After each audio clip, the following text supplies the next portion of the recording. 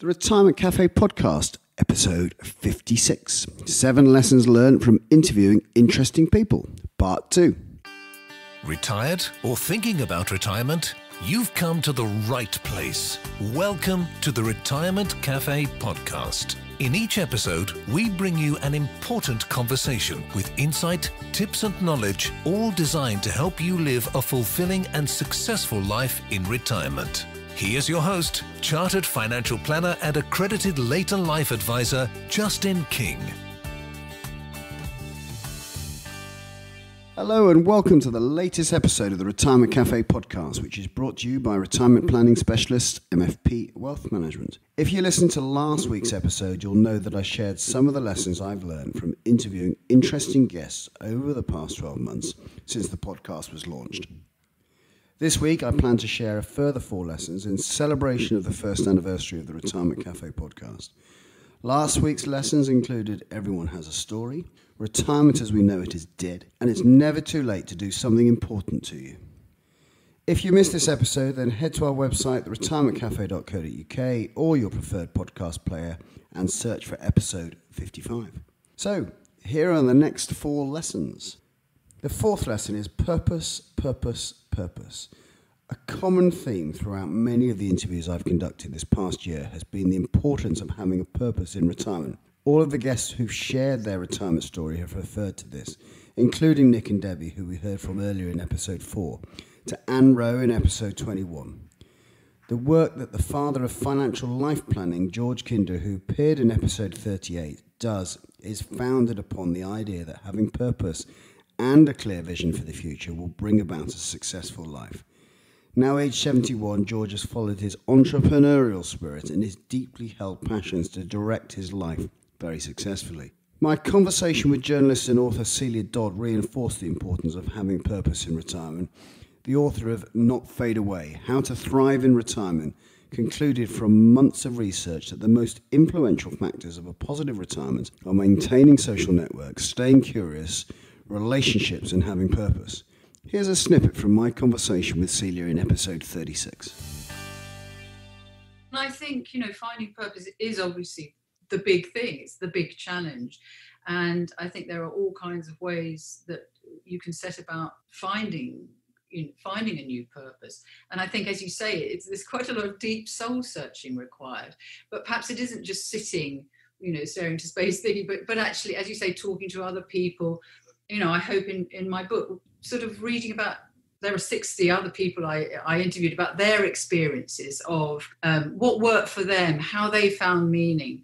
But, some people find it by taking time out, going and, having a holiday. Some people find it by trial and error. There was a man in my book he was a policeman, and he went to Nepal to volunteer after the earthquake, and it really didn't suit him. He really didn't enjoy it, and he had an accident, had to come home, but he was determined to go back and try again, and he did. He tried again and found a different kind of volunteering which suited him much better, and he learned a lot from that experience. And there was I think trying out different kinds of work perhaps that suits you. And there was a woman in my book also she moved somewhere different when she retired, and it was a disaster. She got really depressed and found that really that was lack of social contact. So she ended up moving to a co-housing project. So I think there's all kinds of ways that you can find what has meaning for you and what works for you, and a new way of life perhaps that really suits you. Next up, the 5th lesson. I have come to understand that we have more control over aging and our health than we may think. The media narrative around aging focuses a lot upon disease, poor mobility and a loss of memory. A few of my guests have challenged this popular assumption, and none more than Simure Gray. Simure Gray was a guest on episode 51 of the podcast just a few weeks ago, and I really enjoyed chatting with him. As one of the UK's leading public health doctors, knighted for his services to the NHS, Simure believes that ageing in itself isn't a cause of major problems until our 90s. His passion for sharing information far and wide about how to live longer, reduce your risk of dementia and dependence on others led him to create the Optimal Aging Programme, an online resource packed with guidance on what to do to stay healthy and vital into later life. He's also published numerous books, including Sod 70, The Guide to Living Well, Sod 60, and The Antidote to Aging. Here's what Samir believes we should be doing to combat the aging process. No, I think the key thing is we need to rethink what's happening to us as we live longer, and to change our view of aging. Aging is a normal biological process. It has two effects. One is to reduce the maximum level of ability. So Roger Federer's pulse rate is starting to go down from about 38 on. The second is to reduce our resilience or reserve, namely how we bounce back. And that means how we cope with things like a trip or inactivity. So paradoxically, the more you're affected by aging, the more activity you need. And that's physical, cognitive, and emotional. And as you pick up long-term conditions, which may limit your mobility, the more activity you need. That's the paradox, really, that I'm promoting. So people need to think, okay, I'm 75 or I'm 78. Well, next year, I'm actually going to do something more. And that's a new message. So Muir Gray's perspective is backed up by the work that Dr. William Bird from Intelligent Health is doing. Dr. Bird appeared on the podcast in episode 8 and talked about how physical activity has been proven to have more health benefits than any other intervention in retirement. The evidence is so powerful that physical activity can reduce the risk of Parkinson's, dementia, and other conditions. Dr. Bird's passion led him to create Green Gym and Health Walks in 1996, and then the Beat the Street campaign. It uses children to get their families involved, has already run 95 schemes and helped over 1 million people become active.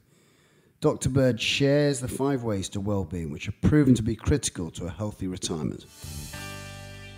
As human beings, most of our development has been as hunter-gatherers, and there are 3 things that a hunter-gatherer has to do. One of them is to be sociable. Yeah. The other one is to be connected to the outdoors and a natural environment particularly.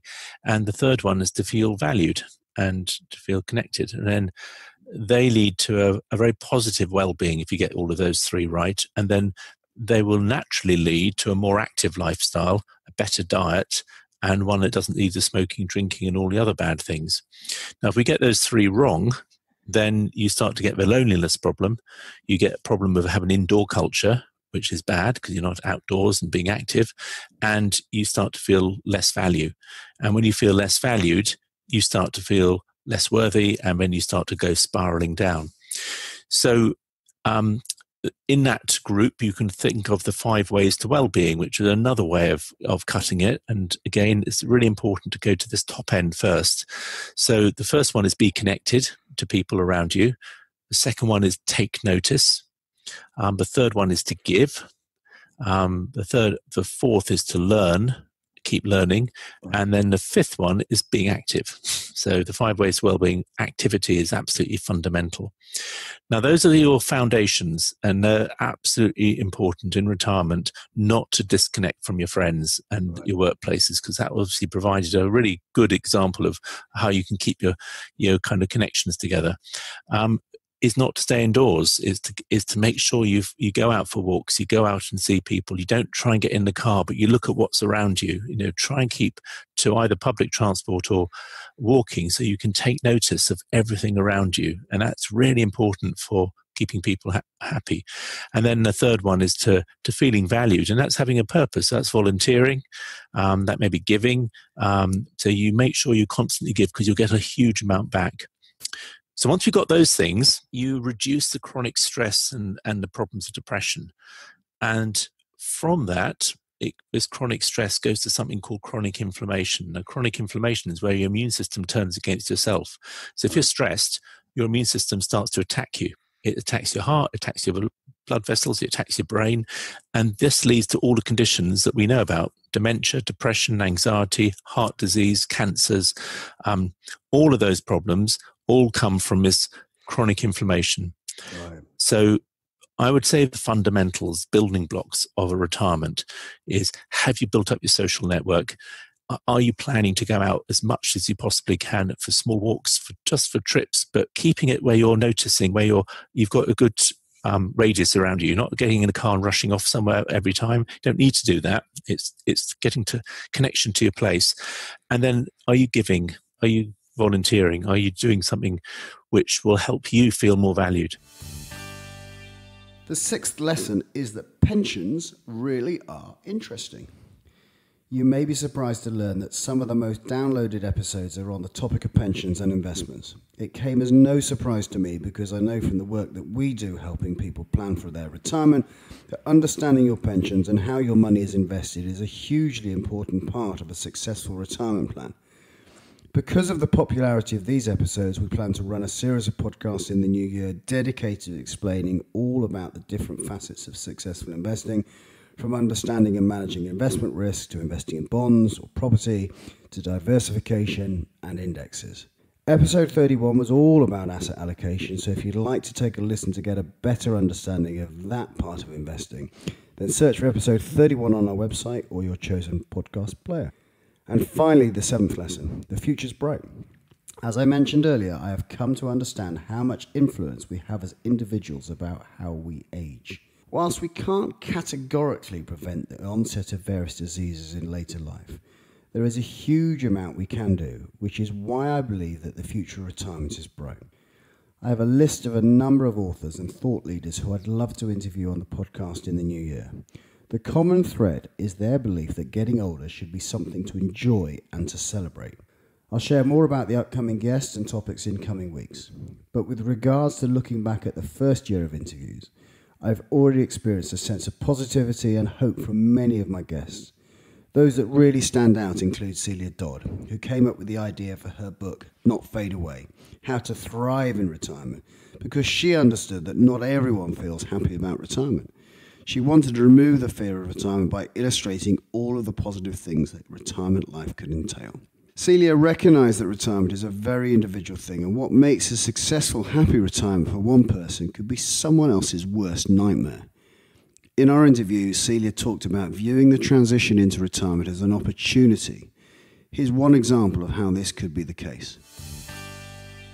Retirement can be the sort of shake-up that a lot of, couples need, if you've been together a long time.